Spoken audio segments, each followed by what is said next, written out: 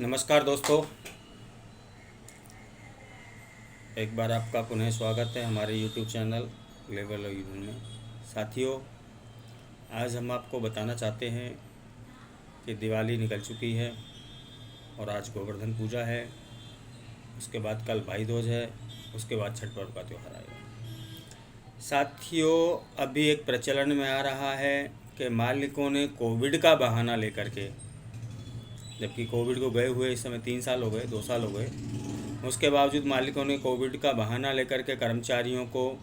Bonus का भुगतान करने से अक्सर मना कर रहे हैं। तो यहाँ मैं बताना चाहता हूँ कि ये जो कोविड का बहाना है ये नहीं चलेगा। और साथियों, बोनस उन कर्मचारियों को मिलना चाहिए जो बोनस के हकदार हैं। तो साथियों, बोनस जिन कर्मचारियों को नहीं मिला है, मैं आप बता दूं कि बोनस का जो इन्फेंसी पीरियड है वो 30 नवंबर 2023 तक है। यानी कि 30 नवंबर तक हर हालत में जिन कर्मचारियों को बोनस मिलना चाहिए, जो बोनस के हकदार हैं, उनको मालिकों को बोनस का भुगतान कर देना चाहिए। अगर कोई भी नियोक्ता, कोई मालिक किसी कर्मचारी को 30 नवंबर तक यदि उसके प्रारूप के अनुसार, बोनस एक्ट के अनुसार, उसके प्रॉफिट लॉस के अनुसार अगर बोनस का भुगतान नहीं करता है तो वो कर्मचारी अपने किसी भी क्षेत्रीय कार्यालय में, आरएलसी ऑफिस में, एएलसी ऑफिस में, डिप्टी कमिश्नर ऑफिस में, चाहे वो दिल्ली हो, नोएडा हो, गुड़गांव हो, फरीदाबाद हो, मध्य प्रदेश हो, अरुणाचल हो,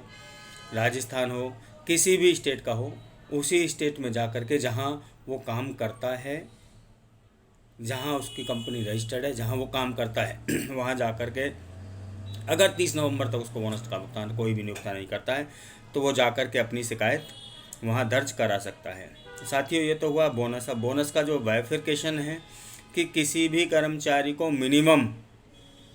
8.33 बोनस मिलना आवश्यक है। जिस किसी भी संस्थान में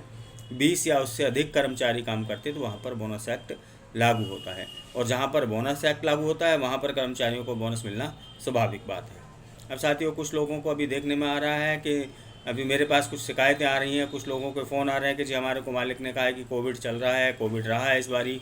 इसलिए कंपनी में प्रॉफिट में नहीं है, लॉस में, इसलिए बोनस नहीं दे पाएंगे। तो साथियों, मैं ये बताना चाहूँगा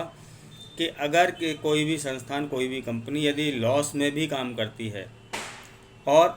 तो भी वो अगर कोई कर्मचारी इसमें लगातार काम कर रहा है तो बोनस का टाइटल है तो उसको बोनस मिलना चाहिए, बशर्ते कि उसको जो बोनस का भुगतान है वो 8.33 के अनुसार मिनिमम मिलना चाहिए। अगर कंपनी प्रॉफिट में है तो ये जो रेशो है 20% तक हो जाता है। अभी एक और साथियों, कल 2-3 दिन से मेरे पास कुछ कॉल आ रहे हैं, कुछ लोगों के संपर्क आ रहे हैं, वो बता रहे हैं कि जी उनके जो ठेकेदार हैं, क्योंकि प्रिंसिपल एम्प्लॉयर ने बोनस का भुगतान नहीं किया है, इसलिए जो ठेकेदार हैं वो बोनस के लिए लायबल है, उस पर बोनस एक्ट भी लागू होता है, पर वो बोनस का भुगतान नहीं कर रहा है जानबूझ करके। और वो इस बात के लिए बार बार प्रेशराइज कर रहा है कि मुझे मुख्य नियोक्ता ने बोनस नहीं दिया है, इसलिए मैं बोनस का भुगतान नहीं करूँगा। उसी के उस ठेकेदार का जो ठेकेदार है, उसके जो प्रिंसिपल मेंबर है, वो सपोज करो एक से अधिक संस्थानों में काम कर रहा है, तो जहां उसने बोनस का भुगतान प्रिंसिपल नियोक्ता ने कर दिया वहां तो उसने बोनस का भुगतान कर दिया है, पर जहां पर मुख्य नियोक्ता ने बोनस का भुगतान नहीं किया है वहां पर वो बोनस का भुगतान करने से मना कर रहा है, ये कह करके कि भाई मेरे को मुख्य नियोक्ता द्वारा बोनस का भुगतान नहीं किया गया है, ना मुझे रिम्बर्समेंट होगा, इसलिए मैं बोनस का भुगतान नहीं करूँगा। तो साथियों, मैं बताना चाहूँगा कि ऐसा नहीं है, किसी भी संस्थान में दो कानून नहीं हो सकते, कानून दोनों एक ही रहेंगे सभी एम्प्लॉई के लिए। वहाँ पर किसी भी जाति, धर्म या लिंग के आधार पर किसी कर्मचारियों के साथ भेदभाव नहीं किया जा सकता, और ऐसा नहीं कहा जा सकता कि आपने कुछ कर्मचारियों को बोनस दे दिया, कुछ को आप बोनस का भुगतान नहीं करेंगे और ये बोलें कि आपको बोनस नहीं मिलेगा क्योंकि मुख्य नियोक्ता ने नहीं दिया है। जब आप प्रॉफिट ले रहे थे तो उस समय आपने कर्मचारियों को प्रॉफिट नहीं दिया, उस समय तो आपको ये नहीं था, ये आपके टेंडर में है या नहीं है, इससे कर्मचारियों को कोई फ़र्क नहीं पड़ता, कोई कर्मचारियों को कोई सरोकार नहीं है, कोई दरोमदार नहीं है, कर्मचारियों को बोनस मिलना अति आवश्यक है। तो साथियों, मैंने पहले भी जैसा बताया है और अब फिर आपको एक बार पुनः अवगत कराना चाहता हूँ कि बोनस एक्ट के अनुसार कर्मचारियों को 30 नवंबर तक, 30 नवंबर जो होता है इसका इन्फेंसी पीरियड होता है। वैसे जो बोनस का भुगतान होता है मार्च टू मार्च होता है, जिसको अप्रैल, मार्च से लेकर के मार्च तक का जो फाइनेंशियल ईयर है, मार्च टू अप्रैल, उसका जो बोनस का भुगतान है वो दिवाली पर दिया जाता है। पर कुछ संस्थान ऐसे हैं जिन्होंने अभी तक बोनस का भुगतान नहीं किया है, क्योंकि मालिक अपने पास 7-8 महीने का बोनस हर कर्मचारी का रोक करके रखता है। तो ये जो बोनस का भुगतान है, ये अभी जो होना था दिवाली से पहले या दिवाली तक हो जाना चाहिए था, पर फिर भी बोनस एक्ट के अनुसार कुछ लोगों को किसी कारणवश अगर बोनस नहीं मिला है तो उनको 30 नवंबर तक की रियायत दी जाती है। इसको इन्फेंसी पीरियड बोलते हैं कि 30 नवंबर तक उसको बोनस का भुगतान कर देना चाहिए। अगर किसी कर्मचारी को किसी नियोक्ता द्वारा 30 नवंबर तक भी बोनस का भुगतान नहीं किया जाता है तो साथियों, मैं आपसे अनुरोध करूंगा कि आप जिस भी स्टेट में रहते हैं, जहां भी आप रहते हैं, जहां भी आप काम करते हैं, जहां आप काम करते हैं, सपोज़ करो आप दिल्ली में काम करते हैं तो दिल्ली में, नोएडा में काम करते हैं तो नोएडा में, हरियाणा में काम करते हैं तो हरियाणा में, राजस्थान में काम करते हैं राजस्थान में, मध्य प्रदेश में काम करते हैं तो वहाँ पर,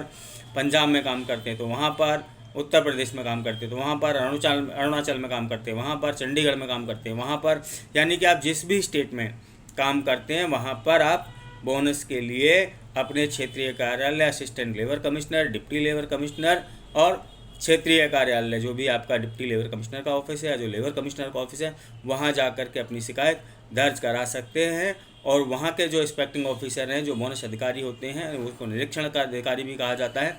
वो आपकी शिकायत पर संज्ञान लेते हुए मालिकों से जो बोनस के रजिस्टर हैं उसको मंगाएंगे, उसकी बैलेंस शीट मंगाएंगे, उसके आधार पर आपका बोनस का जो भुगतान है आपको कराएंगे। तो साथियों, ये आज का जो हमारा टॉपिक था, जो छोटी सी जानकारी आपको दी थी, ये हमारा विषय था बोनस का। अगर इससे संबंधित आपको किसी भी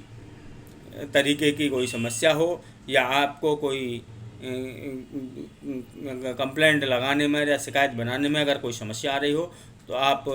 मुझे कॉल कर सकते हैं। मेरा नंबर डिस्क्रिप्शन में मैं अपना नंबर दे देता हूं और अपना नंबर आपको बताया भी देता हूं। मेरा नंबर है